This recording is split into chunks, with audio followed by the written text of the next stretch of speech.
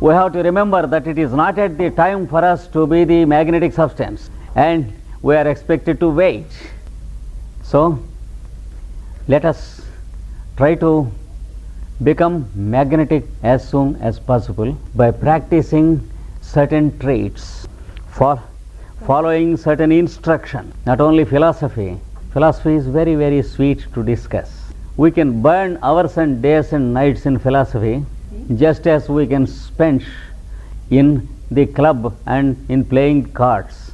It is as useless to discuss philosophy as it is to play the cards in the club.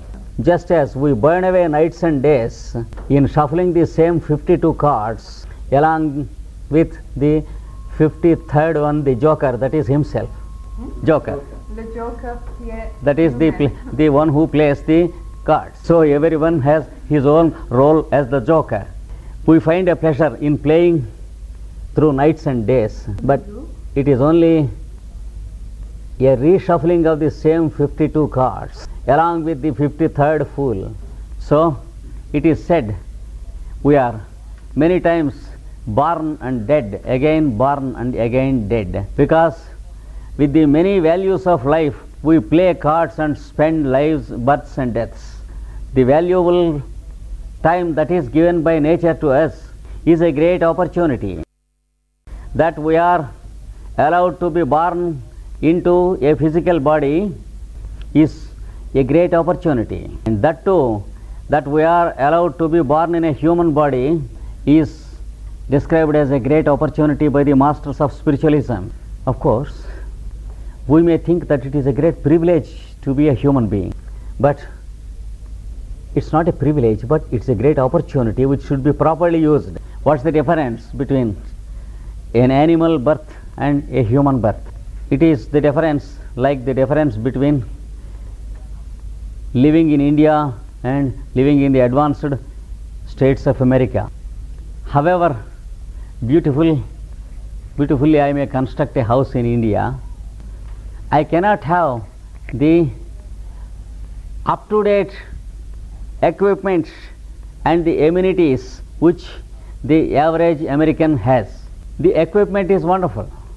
Suppose a professor of language or literature like Krishnamacharya is taken to New York by one of his friends like Mr. B, and a very well equipped room is given to live. What happens? I may go into the room and see that there is no furniture in the room, there is no bed. Yes, I just look for a few minutes and then go sleep on the bare floor. Next morning I go and meet Mr. B. Hello, good morning. He asks, how did you sleep? For etiquette I say fine. Et pour être bien éduqué, je dis très bien. After 4 or 5 days, he comes to my room and says, why the room is like this? I say it is like that. Je dis, elle est comme ça. He asks me, where do you sit? I show the floor. Then with great concern he asks me, where did you sleep? I say bare floor. Then he presses a button. Alors, il appuie sur And a folding chair comes from into the wall. et une chaise de diable tombe du mur. He smiles, sit down there. Il me dit, asseyez-vous. And then he presses another button and a folding bed comes out with something attractive on the bed.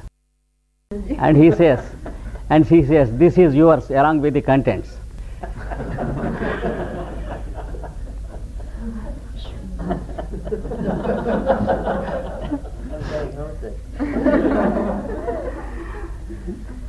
See,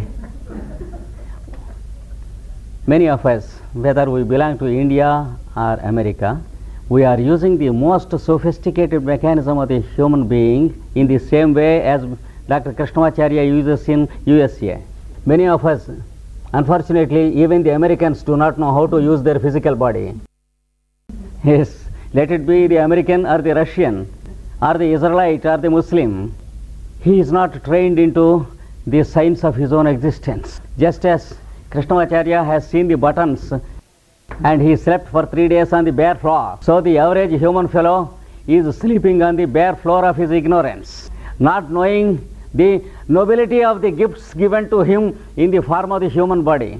We do not understand how noble the one who has given us these things, how he never minds his unworthy gifts, making valuable gifts to unworthy fellows like us. Many of us live in this body and die in this body without using the many gifts. And those who are really advanced and those who know the sophisticated mechanism of the physical body, they are those whom we call the spiritualists. They are the masters and the sages. They are the prophets and the avatars. They are only worried that we are not making a proper use of what we have. This is the field of spiritualism. What's the purpose of spiritualism? We are expected to live life as a joy, but we are too much worried of life. Nature is really disappointed to see that we are worried, because nature expected that the human fool will be happy is when it makes an offering of the human physical body to the indweller. It makes the offering with great hopes, and it expects that the fellow lives in happiness and returns to nature happily. But when the fellow makes a hell of himself, prepares his own problems out of his mind, and finds it difficult to live in this world, coming to the conclusions that everyone is a rogue unless otherwise proved, and then nature feels very much for us. When we are worried of the future, nature is disappointed. When we are worried about our friends and enemies, and when we are jealous, when we are timid, when we are angry, when we are intolerant, and when our blood boils with greater temperature with all our beastly passions, and when our hypertension goes up, and when we eat all dirty medicines instead of good food, then for every one of us, nature laments that it has given a worthy gift to an unworthy fellow. At least to make nature not disappointed, the human beast is expected to be a human being. He has to lift himself up into happiness from unhappiness, though not for himself, but for the holy nature that has given him so many amenities. Nature has given us heaven and earth. It has given us the sunrise and sunset. It has given us the clouds, the rain and the fields and the grains. It has given us the plant, the animal, and we make a problem of all these things. We feel we have great problems and we are proud of making our own problems because we want to have the pride of solving them. If we want a let out from such a fallacy, a false living, a life of like a house of cards, yes, we are expected to follow the procedure of spiritualism and to try to think of the spirit. The more often you begin to think of the spirit, the more you grow aware of the spirit, and the more you grow aware of the spirit, the more you are spiritual. That means the more you are a magnetic substance, the sooner you are a magnet. How to practice? Many people ask a simple question: how to make myself happy? How to stop worrying? In the meanwhile, there are wise people who write books how to stop worrying and prove that the books are among the best sold books because they are confident of the more number of fools among human beings. Otherwise, how can such books be the best selling books? If I write a book, how to stop worrying, I can make a fortune of it enough for 3 generations. That proves the number of fools among us, because when we have no reason to worry at all, if a fellow like Krishnamacharya writes a book how to stop worrying, we forget the fact that we have no need to get worried, and then we run to purchase the book and try to understand how to stop worrying. Like that, the spiritualism exists in you, not in any book. When I was a student, Quand j'étais étudiant, there was an advertisement in a daily newspaper in India. It said, here is a good medicine to kill mosquitoes. Yes. Send 10 rupees in advance. And you will be sent the medicine by VP parcel, value payable parcel. Yes, it was sent. There was a bottle in a beautiful carton with 3 small sticks in it and a paper with instructions. That is how to kill a mosquito. Catch hold of it. Attrapez-les. With 2 sticks, open the mouth of the mosquito. With the third one, you put a drop of this medicine into his mouth. Then the fellow is killed. Et alors, vous avez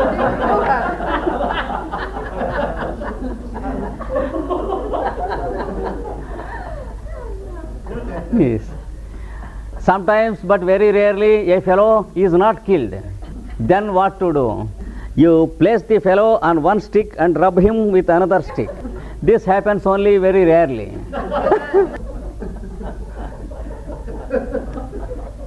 So, the fellow who tries to read and follow the book How to Stop Worry is not wiser than the fellow who purchases the mosquito medicine. But yet, authors are quite confident of our foolishness. They go on writing such books and throw on the society and prove themselves successful. Time and again, again and again, they are successful. But we have a realistic procedure, a practical procedure which is a solid truth. It is simple.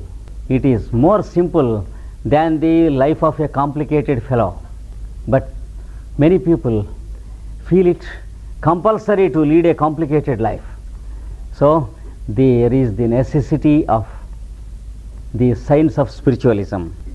One has to meditate upon the spirit. One of the good principles of spiritualism is to remember that spiritualism cannot be practiced by meditating for an hour or 2 hours or 3 hours or 24 hours. If I sit down for 1 hour in my room and shut myself in and sit tight upon spiritualism, try to concentrate upon spiritualism, I cannot get spiritualism. The more concentration I do upon the idea of spiritualism, the more headache I get. So we have to follow a systematic way, a practical way. Now, Patanjali and other authors give us how to practice spiritualism. First of all, let us find out where the disease exists. The disease called self-complicating nature. The disease called self-conditioning. Where does it exist? Here it is given. The first one is called ignorance. We know the word. We know the dictionary meaning of the word also. But we do not know what is the type of ignorance we have. That's the real meaning of ignorance. If we know it, we cannot call it ignorance. That is what the authors of the scriptures warn us.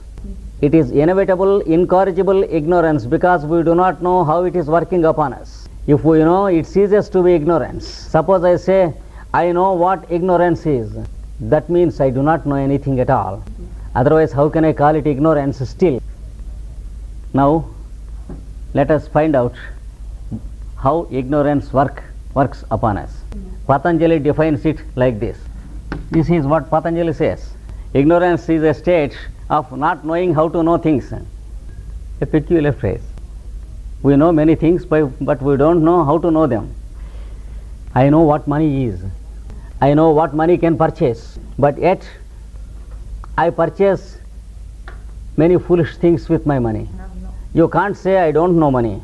You can't say that I don't know the purchasing value of money. But still you find that I am purchasing idiotic things with my money. Then you can know that I am ignorant about money. Same thing with our mind. We know what is mind. We know how valuable it is. But we don't know how to manage with it when it is not permitting us to sleep. When our mind is thinking of an enemy throughout the night, so that we may have a wretched sleepless night. whereas the enemy ate very well and slept till morning, and in the morning he greets us with a smile. So we know what is mind, we know what it does, but we don't know how to manage with the mind. That is what is called in Sanskrit avidya, that is not knowing how to know. This will be there in the second set of lessons of Patanjali, which will be given next year. We should know how to use our own things. I know what the eyes are meant for. The eyes are meant to see things. I know the capability of the eyes and eyesight. But suppose I am interested in looking through the windows into the house of others, to know, just to know secretly how you are behaving and you are talking. And I know what the ears are and how they are useful, but yet I place my ears into the window to know what you are talking. Unfortunately, many of us care to know what others are thinking about us and what others are talking about us. That's the unfortunate nature of not knowing how to know. And if two people are talking something bad of us, again we begin to think something bad. We are much discouraged. We begin to think of those fellows. Those fellows talk something bad of us until 10:30 in the night, and then they eat and sleep. But we sit in our room and go on thinking and thinking about the two fellows with great hypertension, and it is morning, and we have malutat. Yes. How to manage with the mind, how to manage with the eyes and the ears, and how not to try to know what others think about us. I speak for 2 hours here before you, and I will have Rodolphe with me and ask him what people are thinking of my lecture. That is what's called ignorance. Suppose he says, somebody discussed and remarked that it was foolish, that two people were talking that your lecture was something rot and nonsense. Then what will be the quality of my head? So this is what is called ignorance. Another thing Patanjali and others have given about ignorance is not knowing what is permanent and what is temporary. We attribute permanent values to temporary things. Sometimes I may care more for money than for my health. Which is more important? If the doctor says you have to go to Geneva and get yourself treated, it takes about 10,000 rupees from India to go to Geneva and get myself treated. But I may think that I may use this 10,000 rupees for a better purpose and then prefer to die than to go to Geneva. That is what is called ignorance. That is between money and health, which is of a greater value. So not knowing the order of priority of things. And people, they go to the railway station, they wait for the train, and if it is about half a minute delayed, they say that's nonsense. Time is away, we are wasting much time. But we spend hours and sometimes nights before the table, eating and talking and laughing. When food is not served for even half an hour after we sit at the table, we don't feel that it is a waste of time. If half a minute is wasted to wait for the railway train, we feel a life is wasted. This is what is called ignorance. Suppose your friend is talking to you on the street. You have some good work to do. You have to do some writing work, and the friend is talking and talking and talking. You will never ask him to take leave, and you will never prefer to take leave of him, because many times you feel it is uncultured to behave like that. Which is uncultured? Is it postponing your work hours and hours while talking like vagabonds on the streets?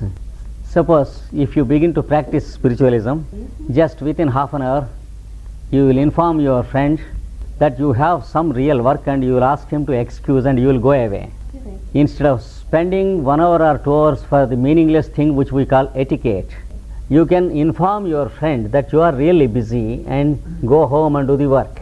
It is here that an average accidental is helpless, and an Indian fellow like me will be very rough and savageous in such matters. I can say matter of fact. Just after half an hour, a fellow of an Indian informs that I have some urgent business. Would you care to excuse me if I take leave? And if the other fellow is still smiling and talking, then this fellow turns his back and walks home. And such an attitude is really needed if we are to become spiritualists. It may be uncultural, but it is spiritual. It may be uncivilized, but we can't demand for two things, spiritualism and culture. As Aristotle says, you can't make the sky and the earth reflect on the same mirror. You can have a good angle with the earth when it is impossible to catch the sky in the mirror. Or you can have a convenient angle for the sky where it is impossible to have the reflection of the earth. You can't have both. If you want to be a spiritualist, you must be a matter of fact fellow. You need not insult anyone, but if the other fellow is not ready to care what you mean, you have no business to spend your time, because to a spiritualist, span is more valuable than any other thing, because a day past can never be brought back to do something valuable. As the scriptures describe, time is passing on when we are living, and time makes us older and older every second and every split second. And you can't be sure that your body and your mind will be having the same fitness as you have now tomorrow. Make the best use of time when you are a master of your own constitution. This is what the scriptures warn us against ignorance. And about the needs and the requirements of the five senses, they warn us. The body wants food, drink, rest, work, sex. But you be the master and feed the body according to the need. And if your mind were to be the master, you will be the slave to dance with the mind. So you try to feed the body with that which is required. Use your taste to eat food for the body, and don't eat for taste. That's the formula you have to apply to each of the five senses. I repeat once again what they said. Utilize your taste to feed the body instead of eating for taste. If you use taste to feed the body, you are eating to sustain the body, at the same time enjoying your taste. Then you are called a yogi. But if you eat for taste, you will be called in Sanskrit a rogi. Rogi means a patient. So when we eat for taste, we have to eat medicine also. If we enjoy the taste to eat for the body, we are yogis. Same thing with the utility of the eyes also. You can enjoy the beauty of the world, but understand what is needed and what is not. You can listen to good music, and you can enjoy good art paintings and pictures. You can enjoy good perfumes. So you can make use of your nose, your eyes, your ears, your tongue, and your sense of touch. That is what we call enjoying the sex. You can